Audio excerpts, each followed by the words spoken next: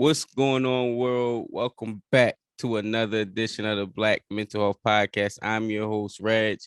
Today, we have a very special guest. I like to respect the people that's putting in the work on a community level and give them flowers, and young legends, yet legends, because we giving, you know, I feel like we give the flowers too late sometimes and people don't get to hear them. So I don't introduce anybody, Reverend Miles, because I want everybody to get all their love credentials and perk the ears up for why people should be listening to them. So please introduce yourself to the people. Wow. So you said young legend. I don't know about that. I see on Instagram, they got those silver fox guys. I really don't know. And I don't know their role, or maybe I don't know exactly who they are and what they do, but I see that they're brothers. Most of them tend to have beards. I don't really understand that, but it's a gray beard thing, and maybe it's to show wisdom. But I'm definitely not. I don't even feel like I'm a legend, of course, but I'm sure enough not young. So let's start there. But yeah, man, I'm excited to be here. Excited to have this conversation.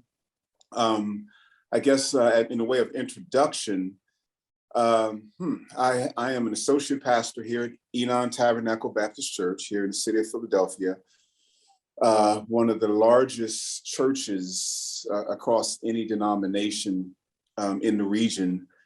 And as a result of that, been in this position, I guess, 12 years formally as a staff pastor.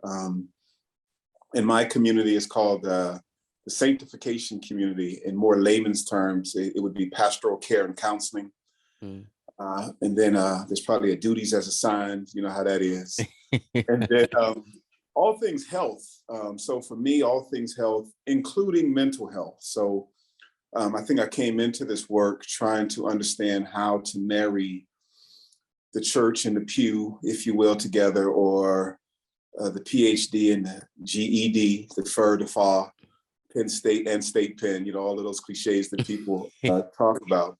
But I really wanted to respect, this mental health work. So as a seminarian, I tried to educate myself, not so much as a chaplain, but as a clinician. Spaces that I went into, I always felt it was kind of easy, taking nothing away from chaplains. But when you have people who operate from a common foundation of faith, for the most part, it is a little easier because we can make certain assumptions, we can espouse certain truths that we can both agree on. So my goal was to get training more as a clinician. So in seminary, I asked for the hardship tours. I went to places that no one else wanted to go to. And so I spent a significant amount of time. A lot of people don't know this, but as a therapist at Einstein's outpatient psychiatry department as an intern.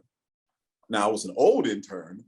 I'm a brother. And so some of the older women who had been there for a long time said that I was the first African-American man. And I didn't believe it, but they really reiterated. We had men of other ethnicities, of course. They had women and women of other ethnicities, but never a Black man in that space. And so a couple of things. I'm used to being the first in certain areas. So I took it as a badge of honor. I worked really hard, working on lesson plans and treatment plans, 90 days, evaluating. Back then it was the DSM-4, doing diagnosis, Axiom 1, 2, 3, 4, 5, and all of that work that we were doing, working primarily with DBH, with patients back then. And it was dope because I got a chance to work with any and everybody that came through. And I still laugh to this day because I was an older intern.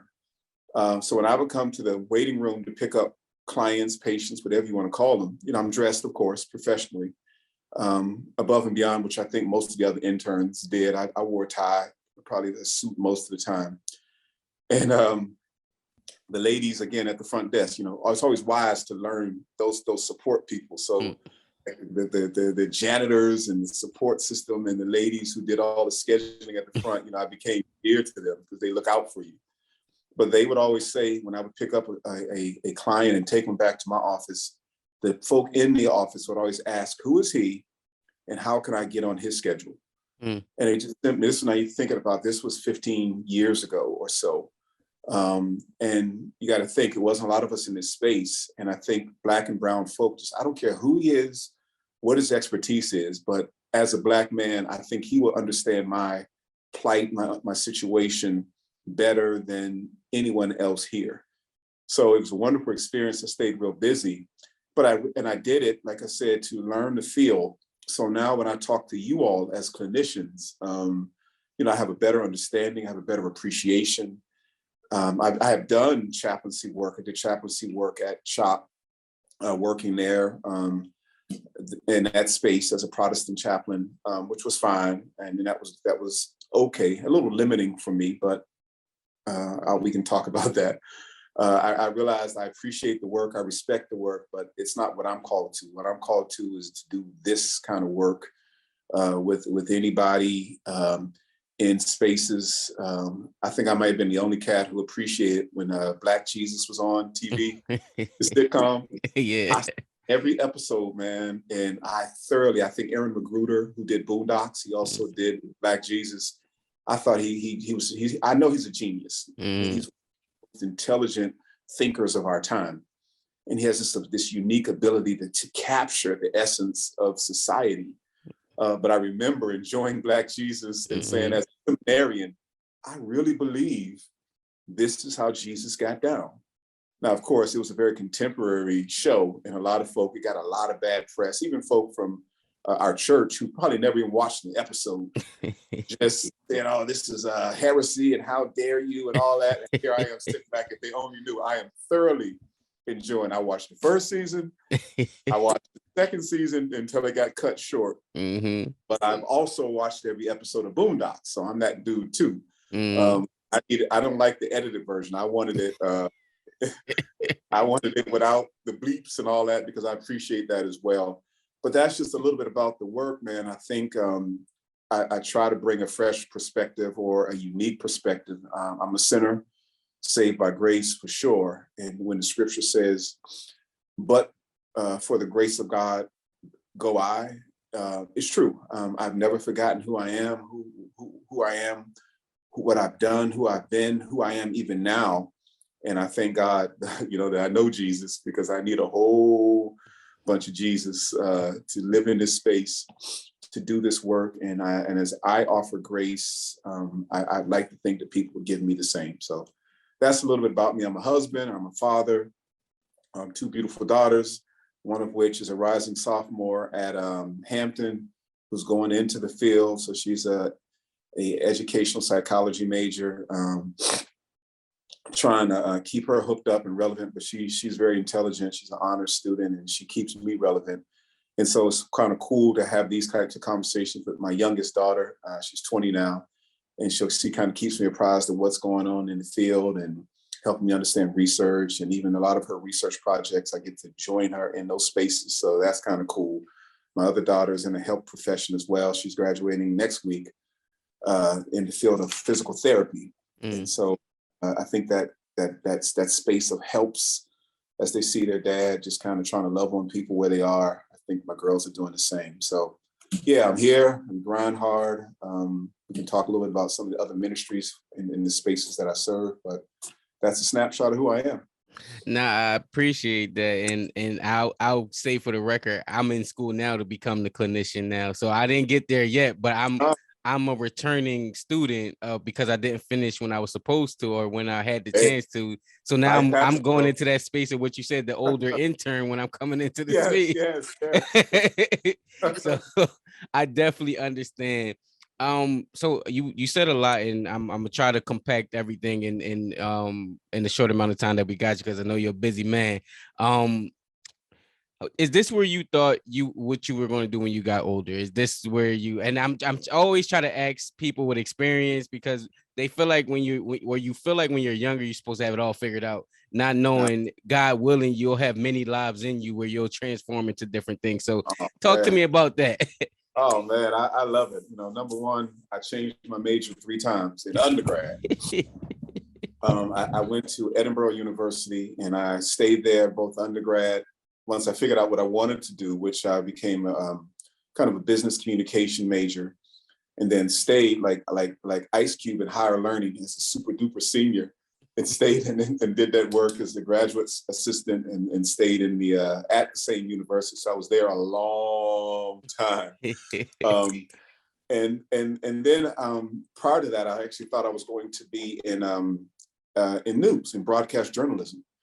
So, you know, again, I'm a little older than you. So when CNN was first created, they had a brother on. Yeah, it hasn't always been young creatives. It hasn't always been around, but they had a brother on named Bernard Shaw, and he was cool. And I wanted to be him growing up. So I interned at television stations. I'm from the Western Pennsylvania area. So I interned at a station in Pittsburgh. And then after I graduated, they brought me back and I worked there in the field. And then I realized, this ain't all it's cracked up to be. And it was messing up my personal life because they had me working at times when I needed to go to the club. And so I said, that's a problem for me. And they were getting ready to give me a promotion where I had to come in at 2 a.m. and work till 12 p.m. Now I could have worked that out because I could have been at the club, left the club, and went straight to work. I was strong enough to do that. But that's when the graduate assistant opportunity presented itself. And I said, look, I got my whole life to work. I'm going back where I get vacations and summers off, and holidays off, man. So yeah, I went back and did that graduate work in organizational behavior. Organizational communication was my field. So I kind of cut my teeth there. I worked for an insurance agency. To this day, I still own an insurance agency, man. So I got a lot of income. So we have an agency I've been an insurance broker for over 25 years. It's the family business. I've been self-employed that long. We still have it. It's right in Mount Airy. People ride by it all the time. Some people connect me to it. Some people don't. I don't advertise a lot that I own it. But you'll find my references are always older. So if you remember the movie Boomerang with Eddie Murphy, Halle Berry, I'm kind of like Lady Eloise. You know, I don't do much there anymore. I don't even know how to check voicemail. But every now and again, they call me. There's certain clients, some big clients, certain clients that need to see me. So they pull me in and I have a conversation with them. And then I steer them to a wonderful support staff that we have. My wife is the office manager slash owner. No, she's actually 100% owner now. I forgot I did all the paperwork, you know. She's 100% owner. I'm just the face. I don't even run the show anymore. So there, and even there, served at the church, went back to seminary as an older student, as I mentioned, and so called to ministry and has been serving in this space. And I never thought I'd be here. It's a wonderful thing when you run into folk whom you haven't seen for a long time and they know you. And they're like, word, I heard you in the church, bro. I heard you. You know, when people say that, that's because they knew you. You know, we did a lot of things that we may or may not be proud of, and they remember when. Or they try and trap you into your historicity. And they say, I remember when. I say, yeah, I do too. I've never forgotten. Never forgotten at all. One funny story, and I get it. I've done everything I'm grown enough to do. And so this drug game is not new. It's not lost on me at all. But one, you know, it's also survived the crack epidemics. You know, again, I'm older, man. So, you know, I know kind of what that experience is. Thank God it never got me, but it got a lot of my cats around me. It really did. And I, again, go back to that grace thing. But one time I was exposed to opium, the drug, opium.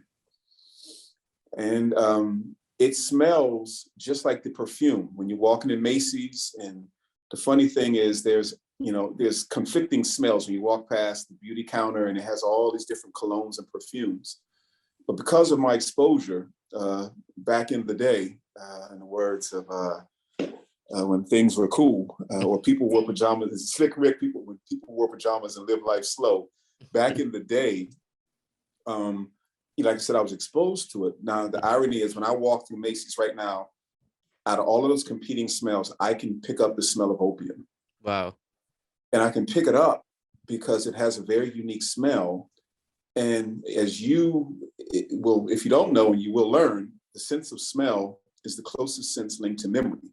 And so when I'm walking through Macy's and I smell that smell or smell that perfume, it takes me back all the way to when I was, back in the cut doing some dumb things. And so when people try to remind me of my historicity, I'm like, you don't have to remind me. I've never forgotten.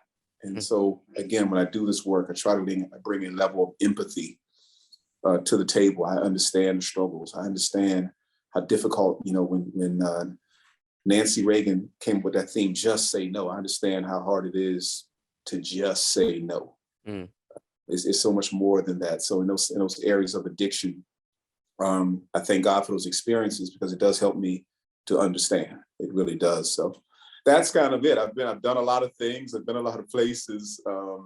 And just like the Apostle Paul in the New Testament, I think that's what makes ministry work. I think that's what makes life effective, is to have experienced a whole bunch of things and don't forget or don't get spiritual amnesia or Holy Ghost amnesia, as I call it, but bring those to the table when you meet with people and you connect with people. So, yeah. All right, so I got a question. I gotta ask it. Anytime a person with your type of background and type of leadership that you're in, and I'm a millennial, so podcast is a millennial thing. You get what I mean? Radio is an older thing or whatever the case may be, but podcast is a millennial thing. What do you say? And this is a question for personal, but I also think as a larger conversation, how do we get more millennials? I feel like the church was a base of my life when I was younger. And then as I grew older, it started to get separate. And I don't know what it is where it felt like, and you can tell from your perspective what it looks like, but like it's not as much as the foundation as it used to be, or it changed and it shifted in a different way. Can you just talk about youth and millennials in the church? Yeah. Well, my daughters are both millennials. And I have a niece that is just aged out of the millennial category. So they keep me about it, right? I know we don't say that anymore, but they keep me fresh. I think it's competing interests. You have so many options out there now. You have so many entities that are competing for your time and your attention. And so social media being one of them, social media we don't do a great job in the church space for the most part. Now you see some churches are transitioning and you kind of get that hip hop feel, or sometimes when I'm watching certain things online, it reminds me of being in the club. I mean, they got the flashing lights, the pastor, they call him by his first name, they got a DJ, backup dancers and all this other stuff and preaching the gospel. And none of that bothers me. It's just not for me. But none of it bothers me. But yeah, I think the church has to do a better job of inviting millennials into that space and letting them do their thing. So we were all millennials of that age once, especially here at Enon. A lot of us, the staff, most of us are close in age. So when we cut our teeth in the church, we were all millennial in that category. Now I'm a senior member of Generation X. I'm a senior member. I just missed baby boomer. I'm just 1 year off. So I probably identify more with baby boomers as a Gen Xer than I do with those coming behind me. But we have to, as church and as leaders, give millennials space. Say, hey, this is your thing, and then give them the room to do it the way that the millennial would want it done, or would most appeal to them. I think we spend a lot of time giving a yes, but. Like, yes, but. Or yes, you can have this is your revival, this is your worship service, but do you really need that smoke machine? Like, do you really need a smoke machine when you're doing these concerts and the gospel being preached? And I would argue if that's what makes it work, then yes, you do. But sometimes we give this yes, but, and so millennials will say, well, see, they ain't really giving us autonomy. They're judging us. And the funny thing is we're being judged, but we judge just like the baby boomers judged us. So I love music. So Farsight, that back in the day, when we were young and we're not kids anymore, I remember way back when. That's kind of the hook. I do remember way back when. I remember when the baby boomers didn't trust us to lead certain things, and they gave us a whole bunch of yes, but, and we didn't like it. And then here we are now, we're the quote unquote elders, and we're doing the exact same thing, giving a yes, but. So my prayer is, and I think it's shifting, I'm starting to see it more and more and more, because y'all are just like, forget it, man. We're gonna go do our own thing. Like, we're gonna just create our own space. And so you have a lot of pastors, you have a lot of preachers, you have a lot of evangelists, as well as therapists using this modality. Like, you know what? Cool. I'll create a podcast. I don't need a church. I'll create a podcast. I'll get sponsorship. I can kind of eat, and I put that in quotes, eat that way. Amen. Amen. And there's nothing wrong with that. Because you're talking to a cat, like I said, I have at least 3 streams of income, and I've always kept it that way. I've never limited myself. I think if I have any advice to young folk is be creative, go hard. And again, I'm older, man. So Master P, when he had no limits, baby, don't have limits. Go hard and never limit yourself. Be creative with it, but don't apologize either, man. Go hard, do what you do. And once you're consistent, people will see your consistency, and then you can then be brought to the table. And I'll give you an example, man. We were doing a big event here at the church, and it's called Safe Return. We did a thing where we worked with the court systems. And if you had outstanding warrant and probation, and if you had an outstanding warrant, you could actually come here and have all of that removed. No jail time. You were on the run for 2, 3, 4, 5 years, but we worked it out, a deal. So when you came here, we guaranteed, as long as it had to be a nonviolent offense, of course, but we guaranteed that you would come, sit with your PO, and have your record expunged and walk. So we had over 600 people come, right? But the first couple of days, I know cats, bro. Nick Rose was like, man, they over there playing, man. You think. So a couple of times they sent scouts. So they sent some cats who owe somebody something, so we understood, and they walked, but we still didn't get the response that we needed. So one of my boys said, look, man, this young boy named Wallo 215, bro, you need to get him. He's the Pied Piper of the streets. I don't know Wallo. Shouldn't even know if I'm to be impressed or not. But he said, yeah, man, he got over 200,000 Instagram followers. Sounds good to me. Brought Wallo in. I said, look, and I'm the broker trying to help these powers that be. These are the streets. Let's walk you through the whole process. What do you mean? We walked him. He got a chance to see the intake process. He got a chance to see how they ran your background and your history. And we worked it out. So when you went into that background room, if it wasn't a good fit, you just need to get out of here now. Like, we need you to just leave the premises now. And Wallo saw that, took him in the back. He saw how probation worked.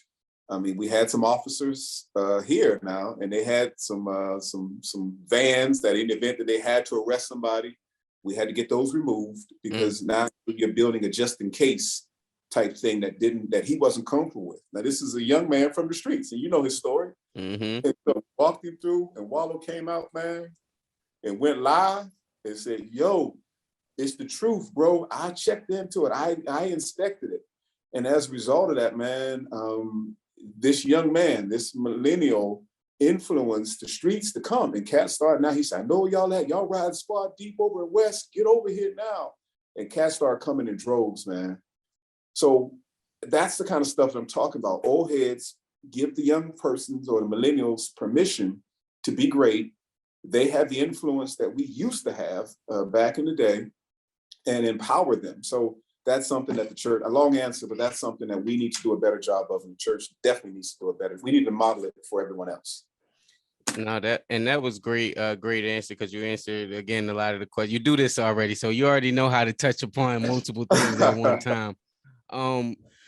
And you can go into it a little deeper, because it was a question you kind of touched on, but if you have a deeper answer, I would love it, because I think people need to hear it. I feel like the church always gets flack when like certain things are happening in our community, and they the church was X, Y, and Z, it held this position, and now where are they at when it comes to this crime that's happening or whatever's happening? Again, you've seen a lot more than I have learned Yeah, yet. So how do yeah, you look at that perspective? yeah. We should not be part of the problem. We absolutely have to be part of the solution. And so you're right. The church is the one, if not, if it's, I was going to say one of, it's probably the longest standing institution in our community, the church. So when you talk about the civil rights movement, I got low battery. And that's something all the young people are talking about. My phone's about ready to die. This thing is not charging. I got it. I'm going to have to hold it. But all the time, my people say, my phone died. I'm like, how do you let your phone die? So I'll figure this out. I will absolutely figure it out. But I thought it was charging and obviously not. So I'll hold it here.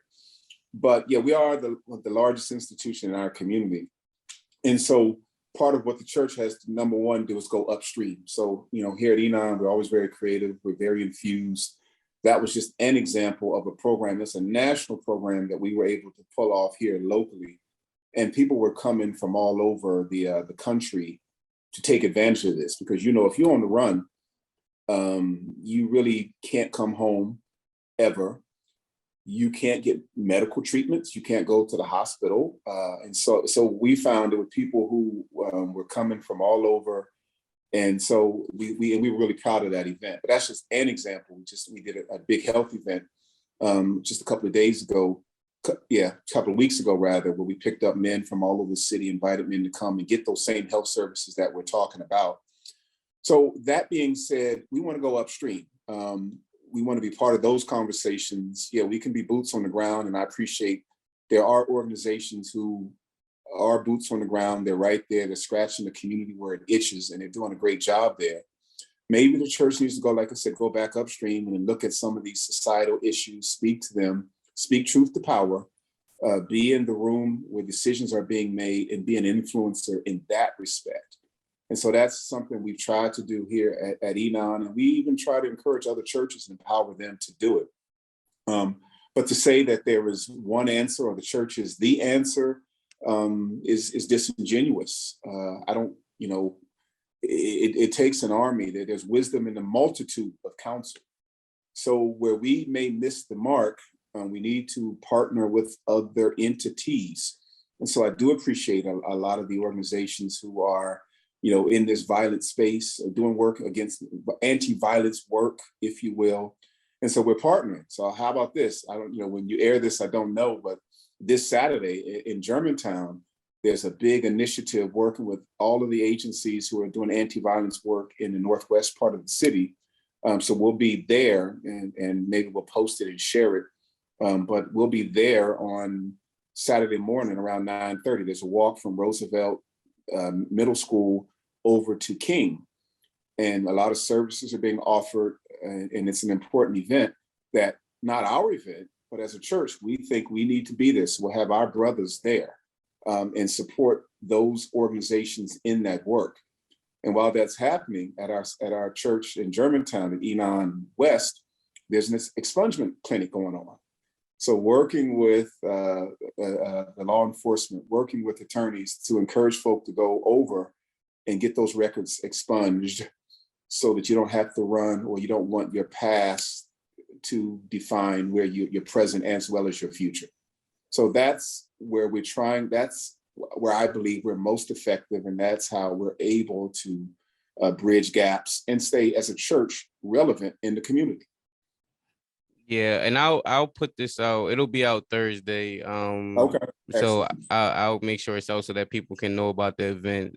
Usually I hold it for a couple weeks, whatever, but I'll make sure I'll put it out for the event. But I wanted to go back to and I just lost it because you phrase it in such a good way, and I feel like it probably been around. That's why you need counsel and elders to teach you certain things. Yeah. Pastor of care, counseling, and community engagement. I feel like that's a huge, and you can speak to the language of that, a huge intersectionality that involves many moving parts. Like, what does that look like and as an individual who's giving that type of care out? That looks like I get to go to bed at night and wake up every morning just thinking about people. no matter where they are and what space they're in. So on last night, I had a couple in here who were on the verge of divorce, and I did relationship counseling with them. We set up a relationship. It was our first time meeting. So we had a kind of an assessment with them and began a conversation with them where I believe I can be supportive to them on their journey of healing. And I appreciate it because they didn't wait till they had the attorney on speed dial like most couples. They actually said, nah, we see where this is going, and we want to break the generational curse of divorce in our families. And I appreciated that. And so I come home I'm with my family, of course, and I wake up this morning, and I'm actually a health coach. So I remember I said, 3 or so streams of income. So I actually do health coaching. And I like that because it gives me a more immediate return than doing therapy. Mm-hmm. So coaching, much different than therapy. They're not mutually interchangeable. They're mutually exclusive, but there is some synergy, of course. So I had a coaching call with one of my clients who, she's lost 8 pounds, 9 pounds, and she has a goal of 30 by the end of May. Not a problem. We're looking at her life and looking at her environment and making sure she's drinking enough water and counting her macros, that sort of a thing. Then from there, I jumped on another call with Jefferson Health Systems. And so I'm on with the whole cardiology department of Jefferson Health Systems, including the chief medical officer, also the executive director of the American Heart Association, which I'm a board member of, and several cardiologists to talk about a disease called ATTR-CM, that it's a heart disease that is rarely understood, very underdiagnosed in our community. And if you ever hear the commercials with Don Chaney, like as a millennial, you might even know who Don Chaney is, right? He's a former NBA basketball player. Nope. I know. Say no more. I know. Say no more. It drops off after Iverson. I get it. Yep. And so we old heads like, in the 80s, man, we played rough ball. Y'all don't know nothing about that physical game. We talk about how they playing soft now. And we know Shaq. Shaq was the hardest thing we seen. And he was hard. He was hard, and people would bounce off of him for sure. But at the end of the day, Don Chaney was a figure who was diagnosed with ATTR-CM, and it's a cardiomyopathy.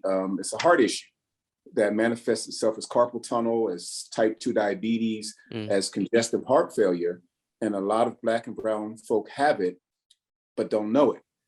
And so we're trying to figure out how to bring an awareness to that issue through a panel discussion, if you will.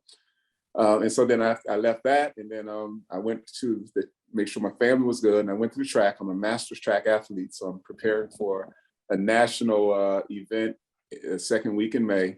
And then now I'm here talking to you. I'll jump off of here. We'll do some ministry work and some programming as relates to the church.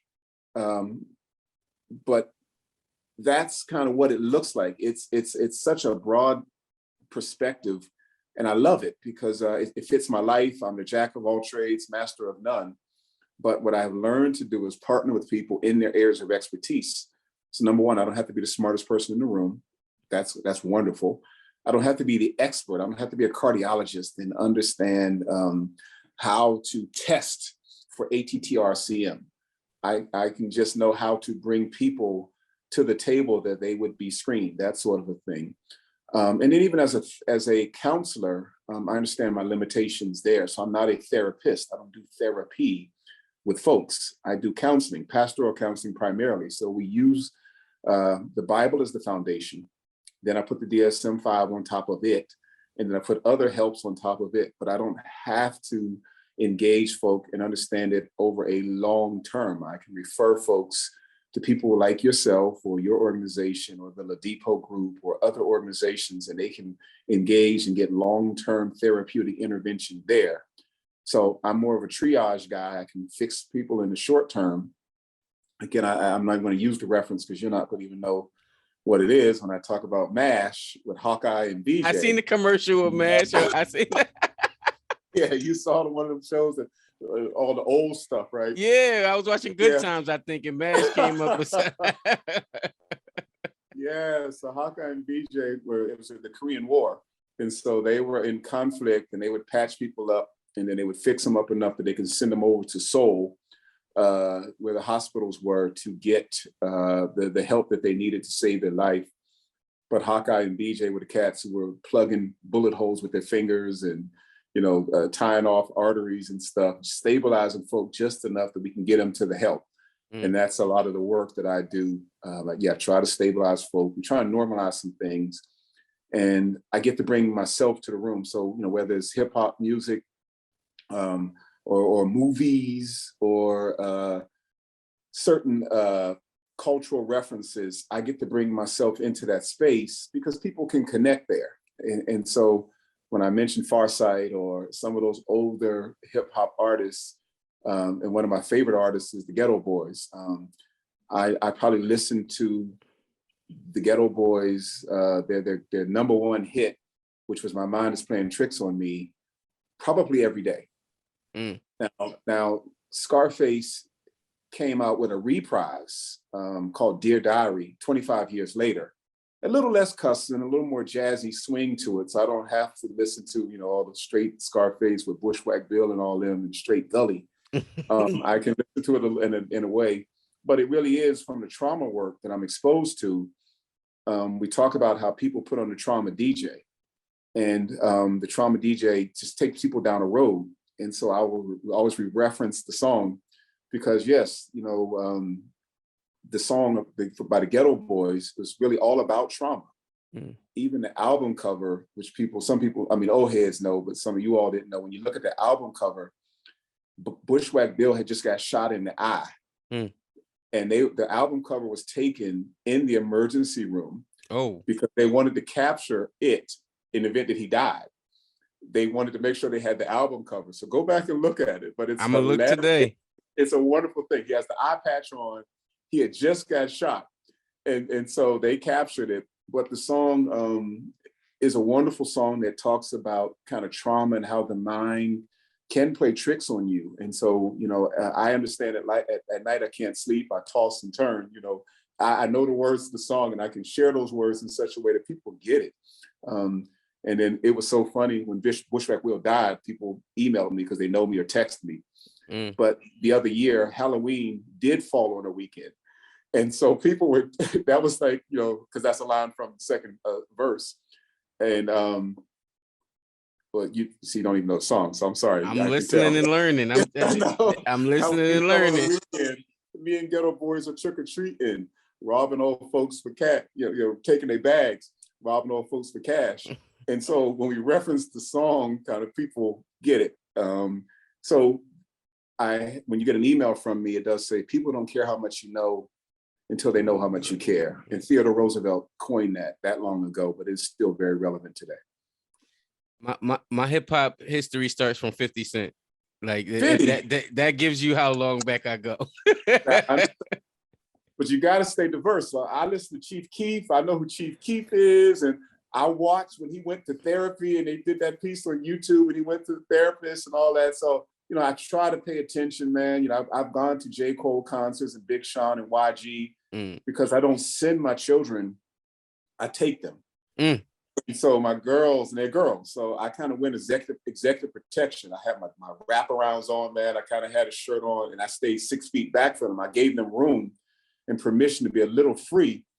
But if I see or smell something go wrong, they know to grab my belt, because you can't hold my arms. I need to work, and we're going to get out of there. So they know to grab my belt and that sort of a thing. So yes, I'm exposed to a lot of things because my girls and my family keeps me fresh. So I can go a little deeper and a little broader. And I like some of the artists today as well. So just saying. Yeah, no, I'm in a different perspective where I am listening to the younger ones because I understand it, like the newer Lil Durks and Lil Babies and things. But I'm also now finding the gems of like the DMXs and like you said, the ghetto. Like I'm like, oh, this was good. Like, and you feel that energy and you see how music recreates itself over time. So I get to learn and discover these things and sometimes you gotta listen to them in the gym because you can't be blasting them unless they be like, why is this young guy blasting this? Well, yeah, no, I hear you. So here's one tip. Here's what I'm gonna ask you to do, just as an old head. On YouTube, So I'm a Wu-Tang guy. So Okay. I've gone, many concerts, Wu-Tang, 36 Chambers, favorite, one of the greatest albums of all time. On YouTube, they have all of the music that they sample for all 36 chambers. Oh, I'm looking at it. And so you gotta listen to it because they're musical geniuses, and you get to hear every song and how did they pull from that one? How did they pull from that one? I mean, it's not, these are some very white songs, some lily white songs that they pulled hooks from that created the 36 chambers. You gotta hear the samples, bro. When you do that, once you've done that, you have arrived, Grasshopper. Yes. But it's that type of thing that just makes life, gives you an eclectic base and you can really appreciate music. Yeah, I just looked it up. I mind you, I just looked it up right in the midst of us talking. So I found it. I'm gonna have it right there on my phone right after this everything interview. around me. Yes, sir. 2 for 5, 2 for 5. They got garbage down there. I'll close out with this and ask this last question because you brought something up in the beginning that I want to make sure we touch on before we go. When you first got into the space, or when you were an older intern coming into the space, they was like, wow, this is our first time seeing a black male and, being in that space or things like that. And they were just excited. I feel like the number only budged a little bit. Like it's still, because even now, me coming into the space, I'm still getting that same type of like wildness. And I feel like there's a surgence of mental health awareness within our culture as far as the Black community now. But what is your opinion or perspective of how we can continue to increase that perspective, increase that number, so that way it's not a surprise every time some Black man walks into a room? Yeah. No, I thank you for that, man. That's a wonderful question. We got to show up as men of color. We got to show up, and we got to do it. I get that adage, we got to be twice as good and all that. And that's real. That struggle is real. And it is a struggle because it's an obligation that we have, for real. But Ubuntu, that ideology, Ubuntu, Ubuntu, Ubuntu is an African concept that helps us to understand a true sense of community. As the community goes, we go. If you're good, or if the community is good, then I'm good. If the community can smile, then I can smile. And it's only when the community smiles am I given permission to smile. So I have this sense of obligation to the community. And my hope is brothers feel that same way. They feel that sense of community, and we give back. When a man shows up in any space, and it's not just about church or anything, but when brothers show up, when men show up in these spaces, especially Black men, there's just something that we bring to the table. And I hope brothers really understand how important that is and how important we are to the healing of our community. We actually have an obligation to do that. And so for brothers like yourself, I commend you for standing in that space, because for some brother, the only way he's going to get it is because he sees you. The only way he's going to get it is because he sees a brother who looks like him. Because you got locks, right? Yep. Yeah, man. And he sees that crown and he says, well, if this brother can lock his hair up, and this brother can stand in this space, then maybe I can too, or maybe it is okay that I'm not okay, but I do see some help on the horizon. So it gives hope. So no, it's sad then if you're still hearing that, and here we are, 15, 18 years later, that you're an anomaly because you're doing this work, and it's a travesty. And you're right, it has to change. And so I thank God for you and my daughter and others who are stepping in that space. The sisters are doing a good job. They in there. They riding squad deep for sure. But brothers, you give permission for other brothers to step up. And especially in this environment where therapy and counseling is becoming more of a understood modality for healing, you're going to find some young cats who can speak to how therapy helped them, and now they want to go back and in that Ubuntu spirit, give back. For me, I didn't have that opportunity. So a lot of the work was self-work, self-taught work. When I was in that space as a clinician, I had a treatment plan for dummies book that I was using because I was really trained as a seminarian. I was not trained as a clinician. So you got to fake it until you make it. And we hustlers, bro. So hustlers know how to hustle. And I figured out how to write these treatment plans with this, with this treatment plan for dummies book. It had treatment plan for dummies 1, 2, 3, and it showed me in these 3 easy steps. So I joked that I'm not a therapist, but I play one. I sure as hell know how to play one. It's tough. But the funny thing is, because you have that ability, and brothers, we can adapt and we understand what it takes. You bring that to this process as well. So, and I'm hoping, I know some of the training is not the same. I know, and I've talked to other clinicians and folk who own counseling centers. Most of you all, and this is not a critique as much as an observation, you're taught how to be a good white therapist. You're not necessarily taught how to bring yourself into that space. And that's what I felt limited. I hated it. I hate when, because I receive therapy too. So I have a therapist. Now he's a brother, of course. Everybody who touches me and engages me is of color. So my dentist is black, my therapist is black, my primary care physician is black, my eye doctor is black. That's just how I roll. But, and there's it's half men and half women. It's a wonderful thing. But what I've understood is they care, and they care about me. And that's what you all bring as well. You bring this ability to care, to flip it if need be. And so what we find is at times, some people don't get it the first time. And so then you do have to reference it a different way. And then you also have to be willing to normalize like what's cool and what's not. A lot of times when you're taught how to do your soap notes and you're in your sessions, somebody may say something that's just crazy, and you're kind of taught to not react and just write it down and figure out a way therapeutically to come back to it. I get to say, no, that ain't cool, bro. Like, that's crazy. Like, do you realize what you just said? And I get to do that in this space more as a pastoral counselor, and I get to call it for what it is. And so oftentimes when I hand people off, because I do it all the time, I hand people off to therapists. Number one, I tell them, don't discount their faith, because most people that I interact, most people, not all, but they are people of faith. Number one, don't discount that. And number two, they're used to a level of interaction and didactic interaction from their therapist. So, they're okay. They're not fragile. They're not going to break. As a matter of fact, they want you to press them and challenge them. And sometimes, brothers, we can do that in a way that only we can. So that's what's so important for us, and why we have to show up in those spaces and continue to show up in those spaces. So I thank you for the question. Heck of an answer, I know, but it's real, and the struggle is real. I was going to ask if you had any final remarks, but that sounds like a good way to sum it up right there. Drop the mic. Yeah, like I can't add anything to that. I do thank you and appreciate you taking time out your busy schedule for coming on, because I know with your experience in the different fields you occupy, by just being you, this will touch somebody in a different way that they haven't been touched in a long time, and listening to this conversation. So I really do appreciate you for coming on for that. Well, I thank you for considering me, man. I listened to you. I've listened to your shows. I didn't know what to expect.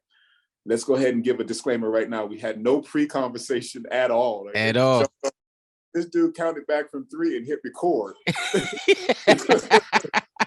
And here we are. So my goodness. But I appreciate you, man. Thank you. And if we can help somebody along the way, in the words of Maya Angelou and others, then our living is not in vain. And so that's our prayer, that our living is not in vain. All right.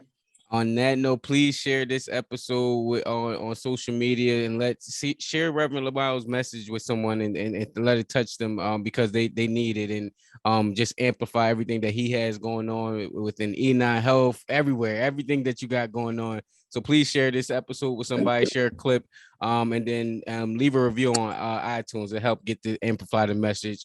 And on that note, remember to subscribe, and that this platform has never been about being a replacement to therapy. It's an alternative place where people share therapeutic stories. Thank you for listening. Thank you. Peace and blessings.